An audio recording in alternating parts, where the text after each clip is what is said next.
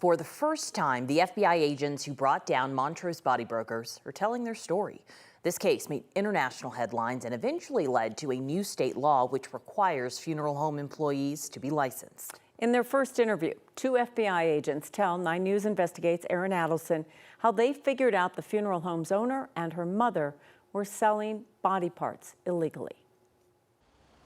Some stories are more difficult to tell than others. It doesn't feel any easier. Danielle McCarthy knows that. So I come once a week.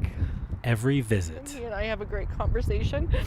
7 years ago, she lost her husband, David. I use Sunset Mesa Funeral Home in Montrose, Colorado to cremate my husband. Less than a year later, she lost her sense of trust. My husband had not been cremated. He had been dismembered into several different body parts and sold. Still feels like somebody murdered my dead husband. Like, I can't describe it any other way. Yet even she knows this story is best told by the pair who uncovered it. When the FBI shows up, it shows up for a reason. For me anyway, that was the most difficult part of the investigation, is breaking that news to the family. That's FBI Special Agent Bush. Because of undercover work, we agreed to conceal his first name and his face. Special Agent Alex Zappi was his partner. Never thought that we would be working a case like this. They work separately now. We brought them together to discuss how they built a case against the owners of Sunset Mesa. They've never done an interview before. We're a good team. It started almost 7 years ago in Montrose with curiosity. It turned on a search warrant, which led to a visit with the funeral home's owner, Megan Hess. We've done a lot of search warrants in residences and even businesses, but never have we done a search warrant in a mortuary. She was scared, she was nervous, maybe defiant and annoyed by our presence. Less annoyed, but still defiant, the owner's mother, Shirley Koch. I mean, she was trying to make them look really good when, in fact, we knew that she's hiding and lying to us. Lies, they say, that inched the FBI closer to the truth of what happened inside here. Her emotions ranged from kind of a fake friendliness to crying and yelling during the interview at different times. She couldn't hide the truth of what she did at work. Dismembering of bodies, packaging them, embalming them, things like that. And one of the former employees told us that Shirley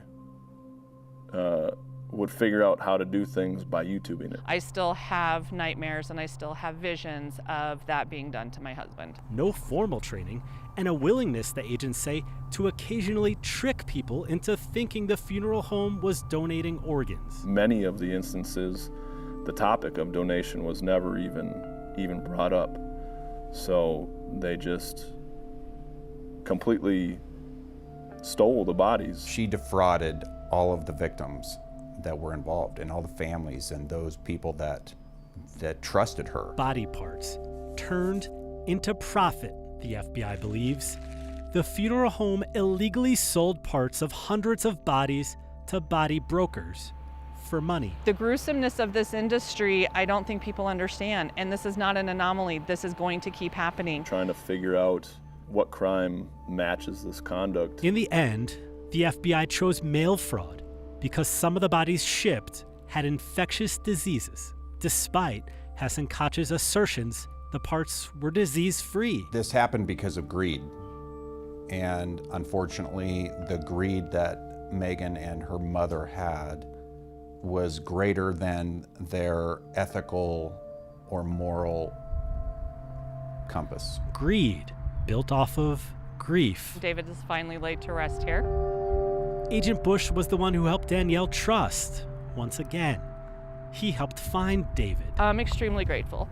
Agent Bush most especially, because he was the one that gave us the information. It was nice to be able to recover some body parts. It was disappointing that we were not able to recover very many. A big part of dealing with that ugliness is when we see justice served. Most families still don't know what happened to their loved ones.